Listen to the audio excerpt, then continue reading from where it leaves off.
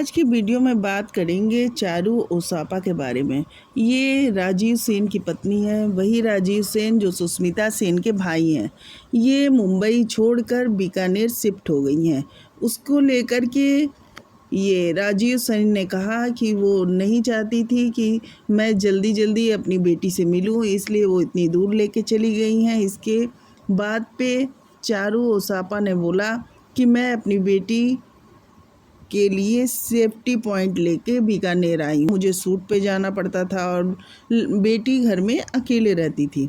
इन दोनों के बीच डिवोर्स हो चुका है और उसके बाद ये चारू बोल रही हैं कि मैं अक्सर अपनी बेटी के लिए राजीव से मिलती हूँ और मैं चाहती हूँ कि मेरे बेटी के पिता के रूप में उनकी पहचान अच्छी रहे।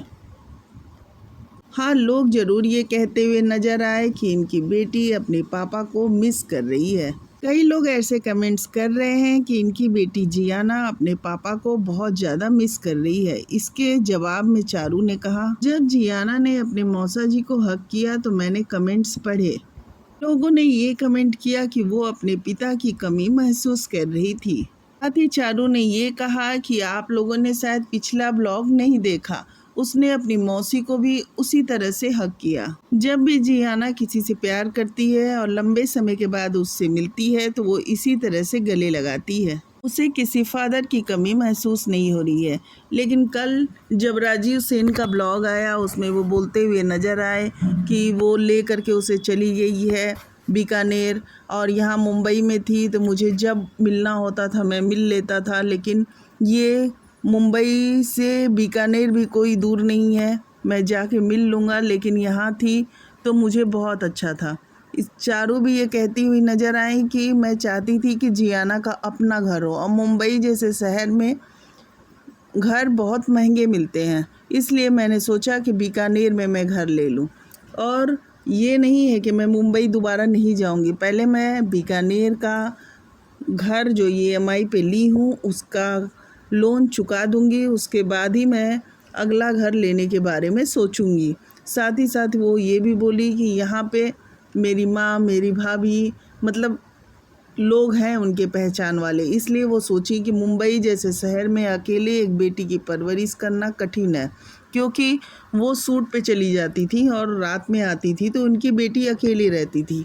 इस सुविधा को देखते हुए वो सोची कि मैं अगर बीकानेर आ जाती हूँ तो जितना मैं मुंबई में रेंट दे रही हूँ उतनी EMI पे एक अपना घर खरीद लूँगी जो मेरा खुद का मकान होगा, और वहाँ क्या होगा, रेंट पे रहूँगी। तो इसलिए वो बीकानेर आने का फ़ैसला की और बोली हैं कि मैं अपनी बेटी को अपने बूते अच्छे से पाल सकती हूँ। साथ ही साथ ये भी बोली कि मैंने कभी नहीं चाहा कि वो अपने पापा से अलग रहें, बल्कि मैं जाती हूँ दुबई और उनके पापा से भी मिलवाती हूँ, फैमिली में भी जाती हूँ।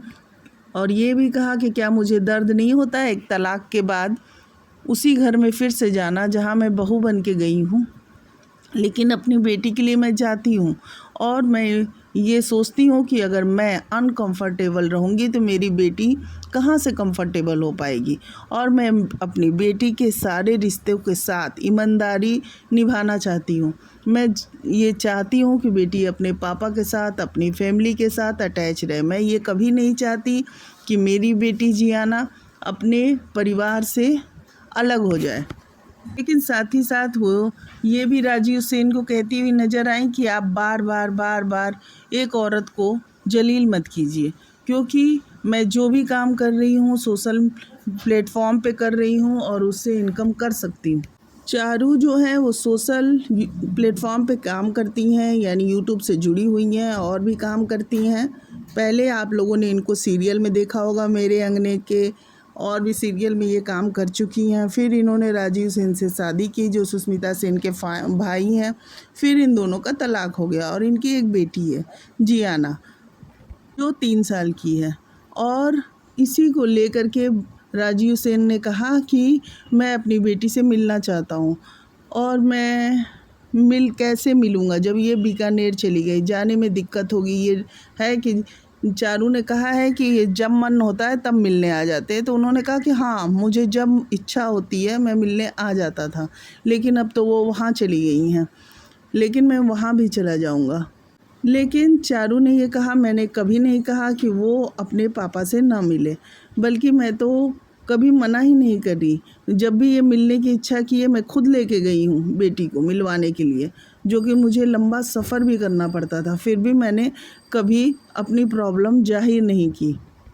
साथ ही वो ये बोल रही थी कि यहाँ वो खुश हैं, वो बेटी को अच्छी परवरिश दे रही हैं, और उन्होंने इस बात का थैंक्स भी कहा कि मैं राजीव सेन की शुक्रिया अदा करती हूँ कि उन्होंने मुझे एक बेटी दिया, जियाना, जिसके साथ मैं अपनी ज़िंदगी खुशी खुशी बिता रही हूँ। नहीं तो आज मेरा क्या होता, मैं तो डिप्रेशन में चली जाती। लेकिन मेरे पास जियाना है, उस वजह से मैं बहुत खुश रहती हूँ और अपनी बेटी के साथ खुशी खुशी टाइम स्पेंड करती हूँ।